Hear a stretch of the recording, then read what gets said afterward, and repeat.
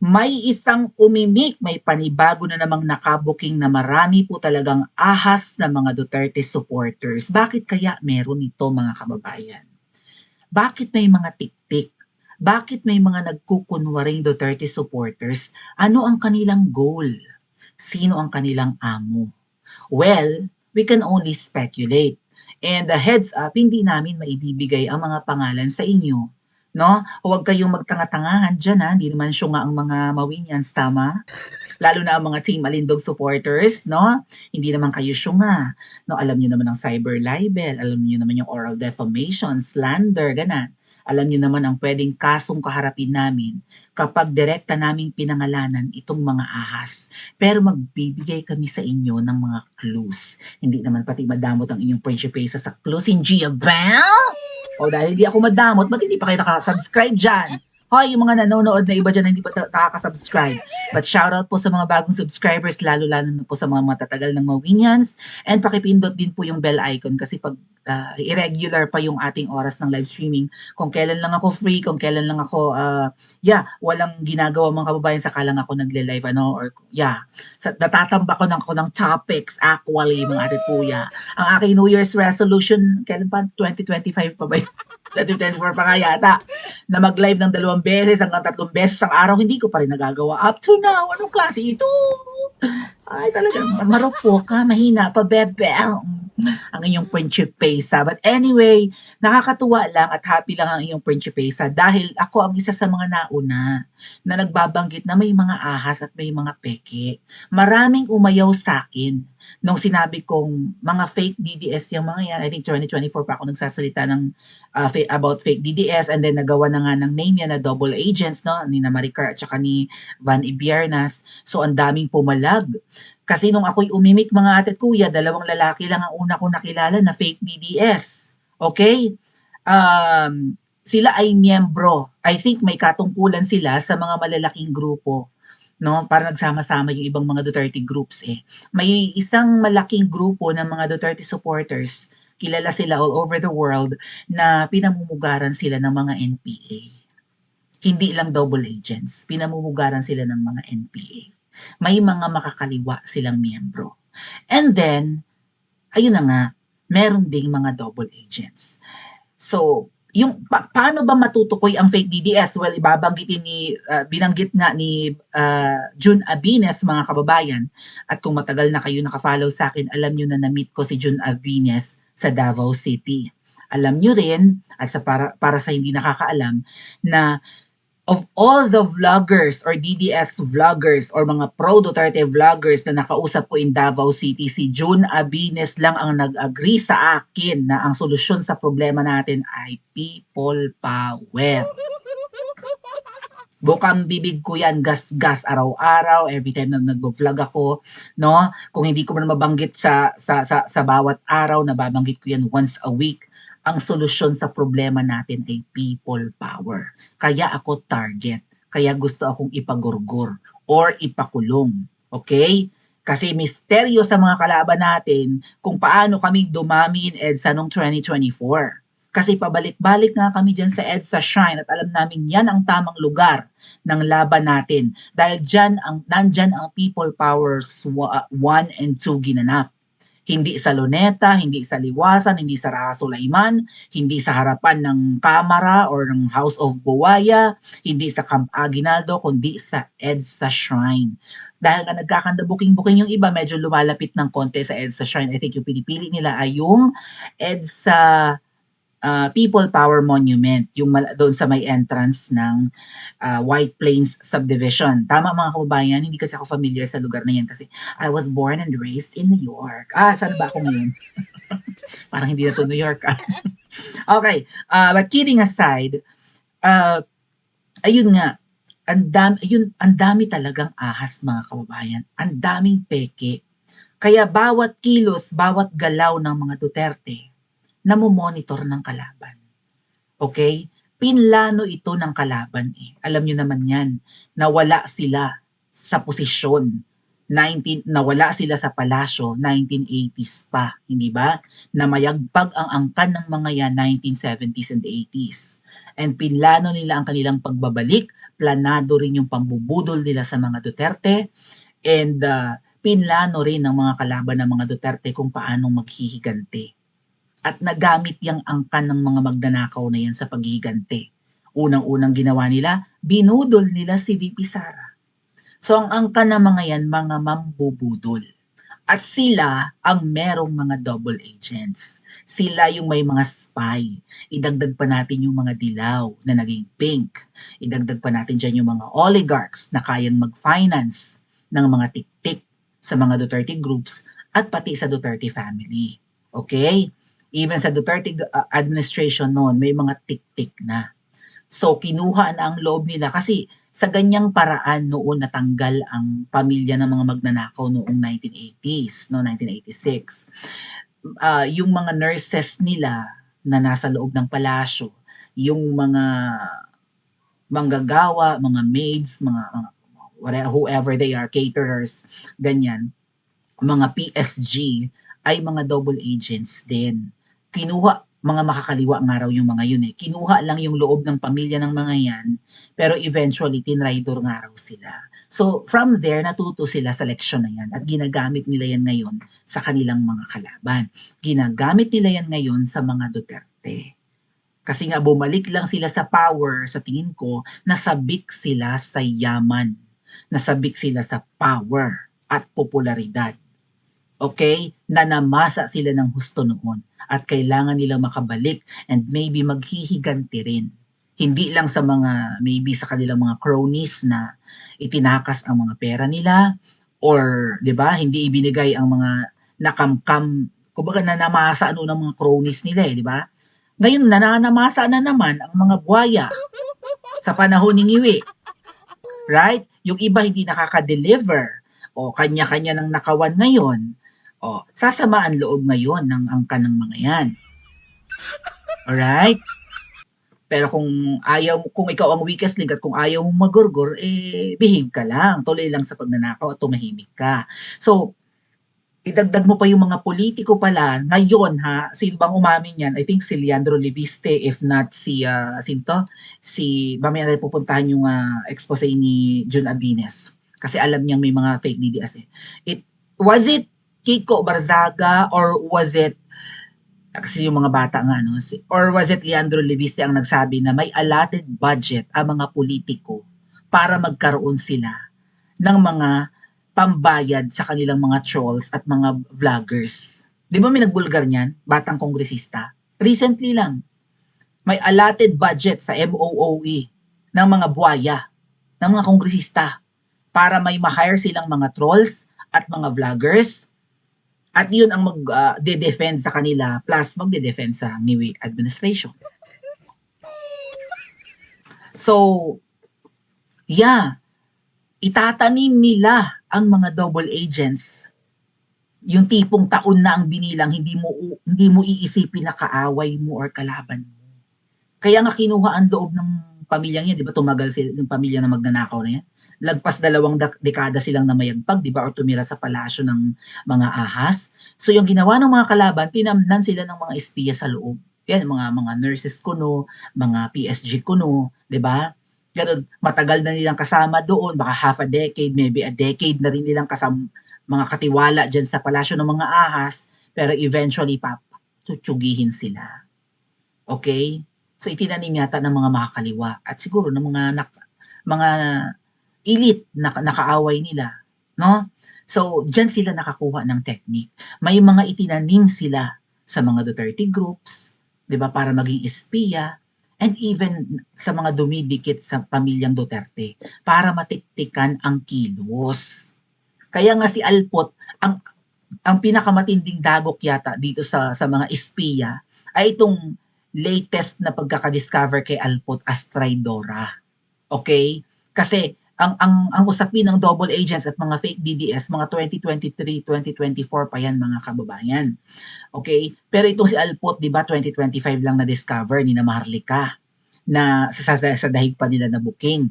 Na bakit ganito ang kilos ng isang ito? Bakit sumasalisi ito sa pagsasama ni Ma'am Hanilet at saka ni PRRD? Bakit siya may mga malalaswang pictures at pinapakita niya kung kani-kanino? Bakit ang dami niyang pera?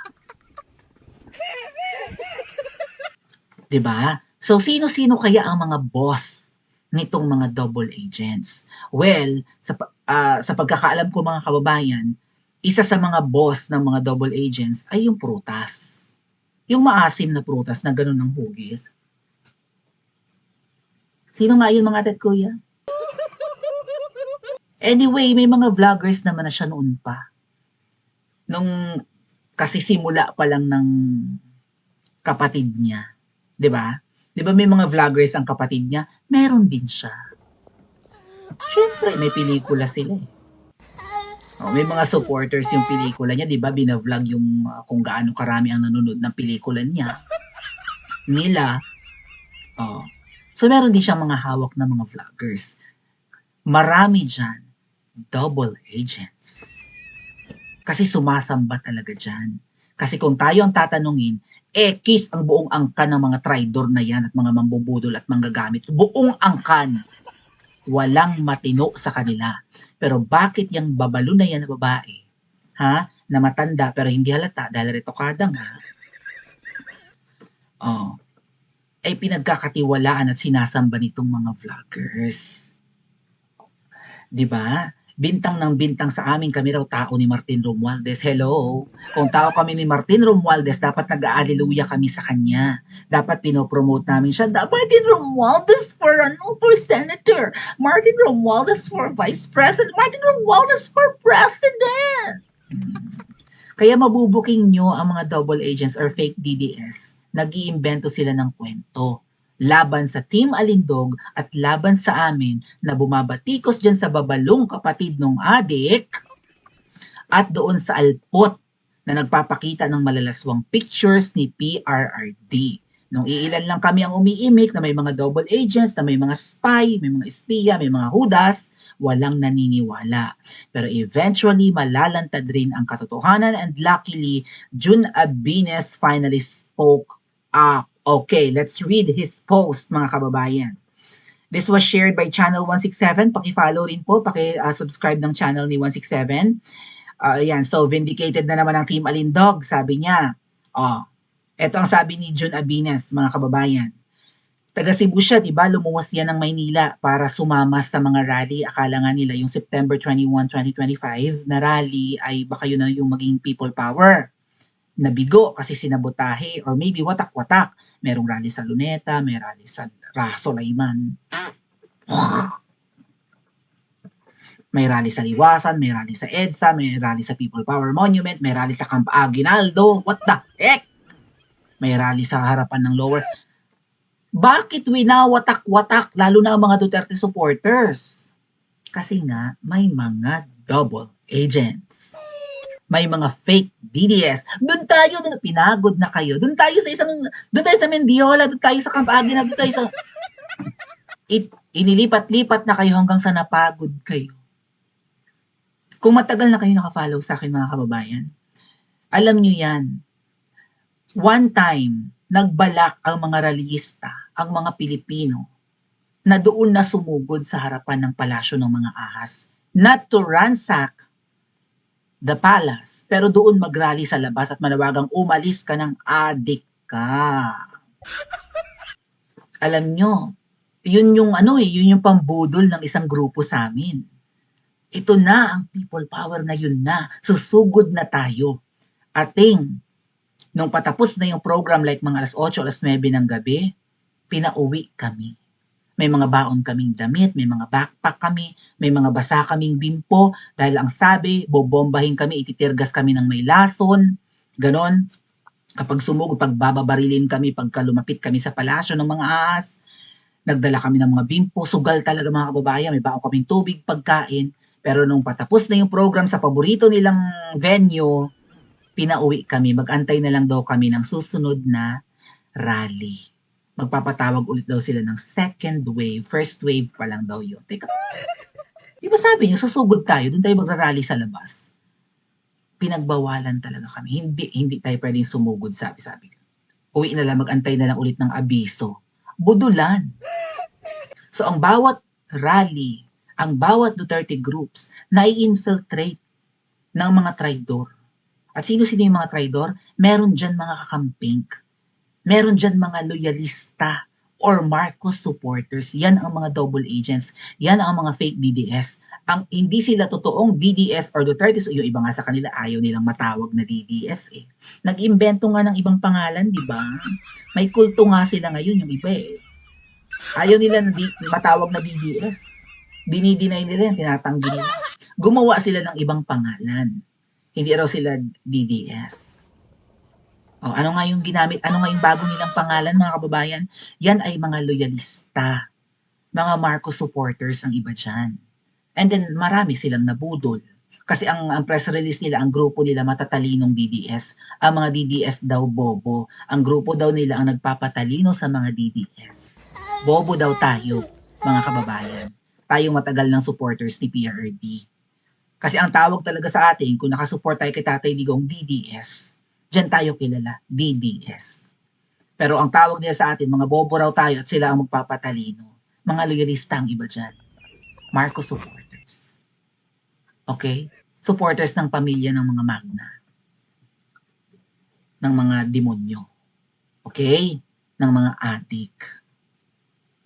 So, yung iba dyan, kakampings, meron ding mga double agents or mga fake DDS na makakaliwa, dami niyan. Yung mga, naku, ang dami talaga. Kala nyo tumino na yung iba, good luck. Oh. Hindi ako magne-name names, pero ito na, nabubuking na. Kung talagang gusto nilang magbago or magpakatino at huwag silang paghinalaan, right? Magpatuloy na lang sila as Duterte supporters or supporters ng bayan natin. Huwag na silang traidor. Kasi yung iba sa kanila, for the money. Yan yun. Madali kasing bilhin ngayon ang kung sino-sino dahil mahirap ang buhay sa Pilipinas. Okay? How to spot a fake DDS. He is all about, ito mo nakalagay. He is all about money or fame. He or she ha, kasi yung general gender po is he. Pero ang tinutukoy dyan ay lahat na mapababae, mapalalaki. Alright? He feels bad when he is not the center of attraction. O, di ba? Narcissist, katulad ni Libag. Katulad ni Taning Pinoy, mga kababayan yung tumambling na at nagtago na lang sa UK at kuno'y nag-aaral. Pero number one political blogger yun. Pero nasa na siya, di ba? He manufacture lies to get attention. Pwedeng nag-iimbento, pwede ring naninira. So, nabuking nga yung mga fake DDS ng mga katulad namin, Team Alindog, nabuking namin sila. So, binabaliktad nila ngayon. Kailangan masira yung reputation namin para walang maniwala sa amin sa ipinagsisigawan naming maraming traidor na Duterte supporters, maraming peke, maraming ahas, may mga dilawan dyan, may mga makakaliwa dyan, may mga Marcos supporters sa DDS group. Oh, kapag nasira ang reputasyon namin at walang naniniwala sa amin at sasabihin pang tao kami ni Martin Romualdez, o di tuloy sila sa pambubudol at walang maniniwala dyan sa Team Alindog, walang maniniwala, kinamawi na yan. O, ngayon, Jun Abines, welcome to the club. Sasabihin din nila for sure, sisiraan ka nila for sure, hanapan ka nila ng butas for sure, at sasabihin nilang ikaw ang fake DDS. Babalik ta rin nila yan. He attacks fellow DDS without provocation. So, nakakabulabog. Okay? Magwawatak-watak talaga, mabubuwag talaga ang mga Duterte groups dahil pinagsasabong nila, no? Aatakihin nila yung isa, sisiraan nila sa kabila. Buwag ang grupo. Ang daming grupo ng mga Duterte supporters, pati yung mga grupo ng mga shoutout lalo sa US, na-infiltrate ang group nila. Nagkawatak-watak, nag-power struggle pa dahil lang sa invasion ng mga double agents aka fake DDS. He tries hard to look smart but sounds like a parrot. Of course, kasi sabi nga nila matatalino sila at huwag maniniwala sa amin. Mga bobo at tanga raw kami. Diba? He feels threatened and insecure with intelligent DDS. Oh, it applies to women. Katulad nung may utang sa aking 5K. She feels threatened and insecure with intelligent DDS. Kaya nga ayaw niya magpatalo doon sa isang kakilala natin na umaakyat pa rin sa live niya hanggang ngayon. Kilala niyo ba yun? May isang double agent na may utang sa aking 5K. Ayun na yung mga clues, mga ating. May isang double agent na may utang sa aking 5K. Umakyat pa rin sa live niya yung isang matalinong DDS. Ayaw niya magpakabog doon. Feeling niya ka-level niya yon. Siya naman ay pang Pilipinas lang. Yun, international beauty. Scholar pa. Diba? Excuse me. Alright. Hindi ko mabasa yung mga chat nyo, mga ating. Nasaan? Ba't wala ang chat nyo? Anyway, let's continue. He will make sure to take good pictures with famous cloud chaser. With famous personalities to appear influential. Naku, may kilala kami mga bagito lang, mga nagsisimula. No? Gamit na gamit si VP Sara, si Tatay Digong. Always prepared, nakabihis ng maganda, di ba? Hoping na talagang kailangan may picture siya with the prominent people, lalo ng mga Duterte. Mahilig silang ganyan. Pansin nyo? Pumupunta talaga sa Davao, ang dami nilang pera. Right? Hindi sila makadikit sa OVP sa Maynila, tama? Hindi sila makadikit kay VP Sara, doon sila pupunta sa Davao City. Ang pupuluputan nila, si Mayor Baste. Yung iba sa kanila bumili ng properties and condos and real estates, no, bahay sa Davao City. Kasi that's how infiltration works. Doon na last year, was it last year? No, it was not just last year, but 2024 pa, di ba? Narinig ko na yan kay Libag, mga kababayan. Gusto kong makabili dito ng kondo sa Davao City. I love Davao na talaga. Ganda-ganda. Ang mura ng mga prutas, kuning-kuning. Ang sarap ng pagkain, kuning-kuning. Kasi nga, they were trying to infiltrate Davao City. Gusto na nilang maging residents doon, o magkaroon ng properties doon.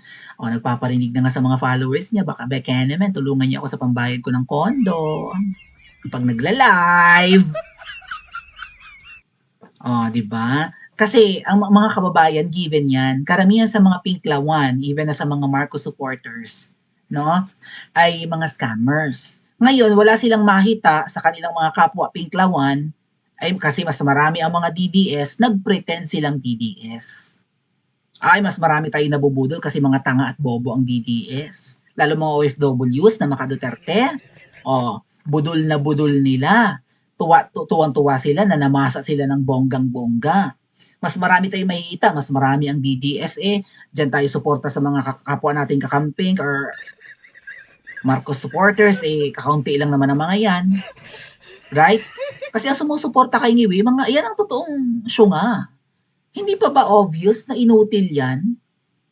Na salot yan sa Pilipinas? Pasakit sa bayan? Hindi pa ba obvious? Bakit sila nagtatanga-tangahan? Well, yun yung tawag doon, mga ensaymada vloggers. O yung, mga syong supporters kung supporters lang, kung hindi man vloggers. No? Mga bayad yung iba doon. Pero ang mas delikado, itong mga supporters ni Ngiwi at ng angkan nila na at supporters din ng mga Dilaw, pasintabi, pero nagkukunwaring Duterte supporters. Mga traidor ang mga to. Galit kay Tatay Digong, galit sa kanyang war on drugs, galit sa kanyang campaign against corruption, 'di ba?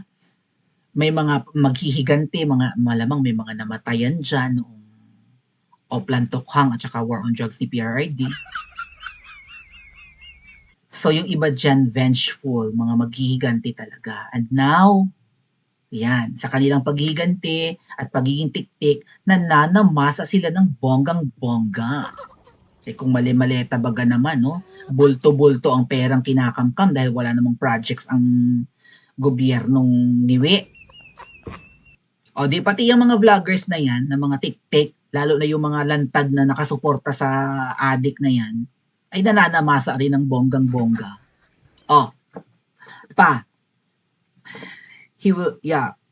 He runs like a chicken when real danger comes. So, ito kasi si John Abines, makailang beses nang inaresto. 'Di ba?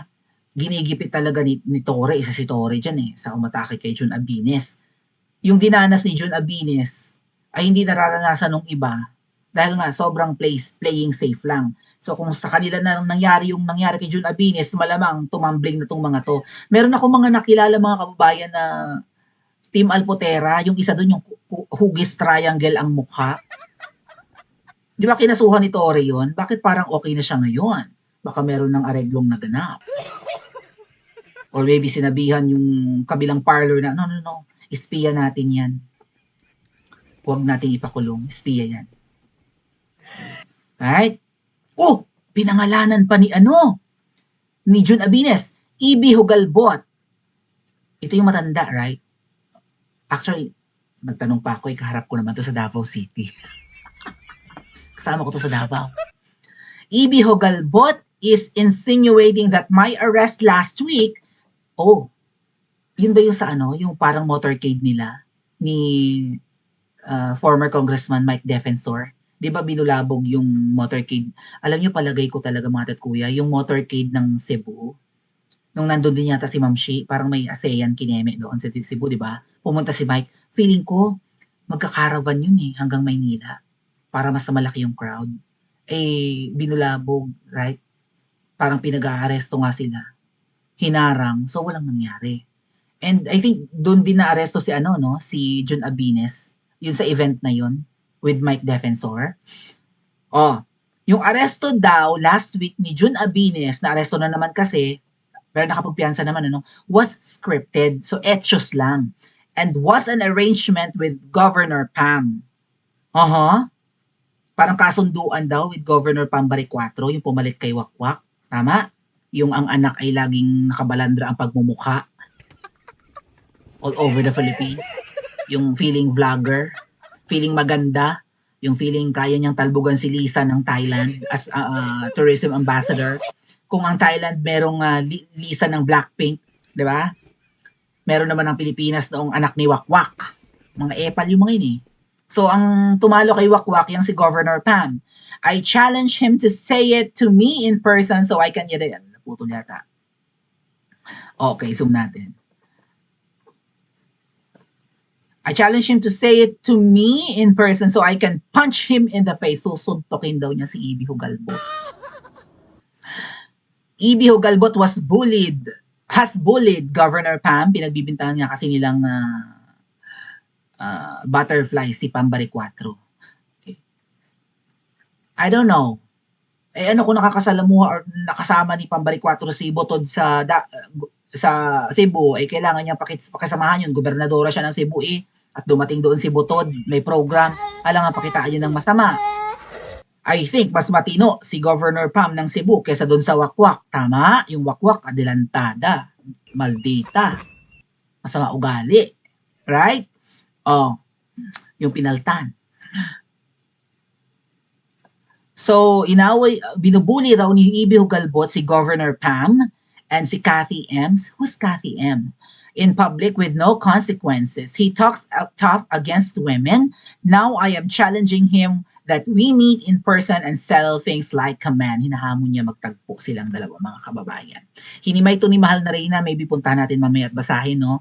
Kasi parang itong sinabi ni Jun Abines, ito ay guide natin para malaman natin, no? Or ma-spot natin, matukoy natin kung sino ang mga fake DDS. So, in this post, he was pertaining to E.B. Hugalbot as the fake Duterte supporter.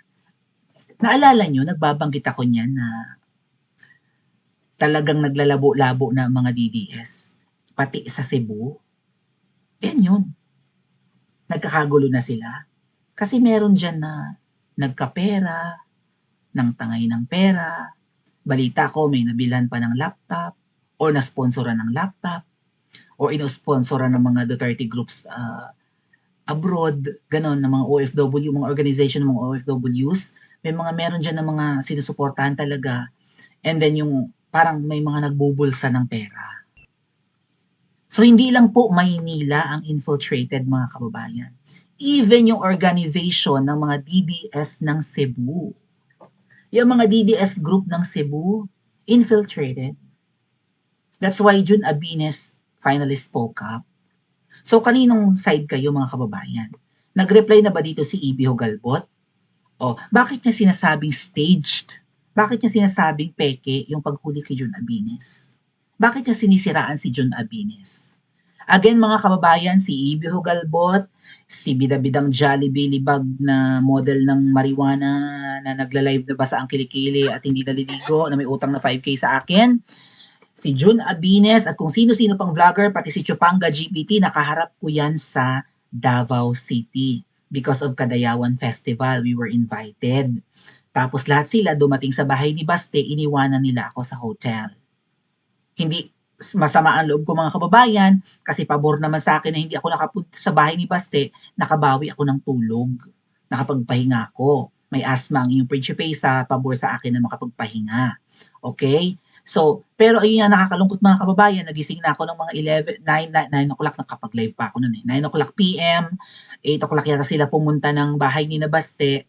Tapos message ako ng message sa lahat ng mga yan. No? Pati kay Jun Abines, I think nagme-message ako. Pati kay Ibi Hugalbot, sayang nabura lang yung FB ko. Pati kay Libag, pati sa madam niya or doon sa may hawak sa mga vloggers na tagahawak ng budget ng mga vloggers. Super message ako sa kanila, nasaan kayo, mag-grab na lang ako. I think there's Grab in Davao, no? Maayong aga sa mga taga Davao, tama, may Grab dyan. Right? Mag-grab dapat ako nun mga kababayan. Sabihin ko na, kahit nga siguro magtanong na lang ako sa taxi, asa man di ang balay ni Baste ba? Kay Mayor man gani si Baste, no? Oh.